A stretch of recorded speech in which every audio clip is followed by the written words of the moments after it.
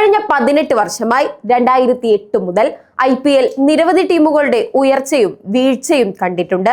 എന്നാൽ പഞ്ചാബ് കിങ്സിനും ഡൽഹി ക്യാപിറ്റൽസിനും ഇന്നും ഒരു ട്രോഫി പോലും സ്വന്തമാക്കാൻ കഴിഞ്ഞിട്ടില്ല.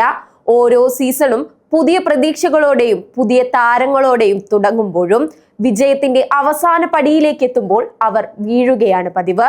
2014 ഫൈനലിലെത്തിയ പഞ്ചാബ് കിങ്സ് അവസാന നിമിഷത്തിൽ തോൽക്കേണ്ടി വന്നത് വലിയ നിരാശയായിരുന്നു. പിന്നീട് 2025 വീണ്ടും ഫൈനലിലെത്തി.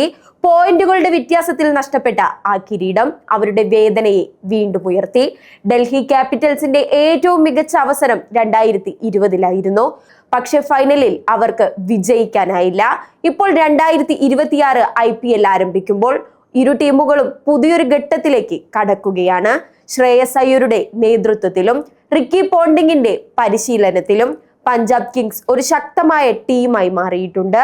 അർഷദീപ് സിംഗും യുവേന്ദ്ര ചഹാൽ എന്നിവരുടെ ബൗളിംഗ് ശക്തിയും പ്രഭ്സിമ്രൻ സിംഗ്, ശശാങ്ക് സിംഗ് പോലുള്ള ബാറ്റ്സ്മാൻമാരുടെ പ്രകടനവും ടീമിന് ആത്മവിശ്വാസം വർദ്ധിപ്പിക്കുന്നുണ്ട്.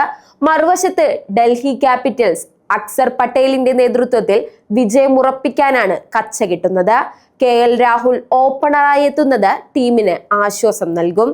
വർഷങ്ങളായുള്ള മാറ്റങ്ങളും പരാജയങ്ങളും കഴിഞ്ഞ് ഇപ്പോൾ ഇരു ടീമുകളും ആത്മവിശ്വാസത്തോടെ മുന്നേറുമ്പോൾ ഈ സീസൺ ഇനി വെറും സാധ്യതകളെ കുറിച്ചല്ല ശ്രദ്ധിക്കേണ്ടത്, സമ്മർദ്ദ സാഹചര്യങ്ങളിൽ മികച്ച പ്രകടനം കാഴ്ചവെക്കാനാണ്. 18 വർഷത്തെ കാത്തിരിപ്പിന് ശേഷം 2026 ഈ IPL ഒരു വലിയ വഴിത്തിരിവാകാൻ സാധ്യത ഏറുകയാണ്. പ്രതീക്ഷകൾക്കപ്പുറം ഒരു ടീമിന് മാത്രമേ കിരീടം സ്വന്തമാക്കാനാവൂ. 18 വർഷത്തെ കാത്തിരിപ്പും ആരാധകരുടെ പ്രാർത്ഥനകളും ഈ രണ്ടു ടീമുകൾക്കും വലിയൊരു സമ്മർദ്ദമാണ് നൽകുന്നത്. എങ്കിലും പുതിയ നായകന്മാരും പുതിയ തന്ത്രങ്ങളുമായി 2026 അവർ കളത്തിലിറങ്ങുമ്പോൾ അത് വെറുമൊരു പോരാട്ടമല്ല, മറിച്ച് സ്വയം തെളിയിക്കാനുള്ള യുദ്ധമാണ്. ചരിത്രം വഴിമാറുമോ അതോ പഴയ ആവർത്തനങ്ങൾ തുടരുമോ?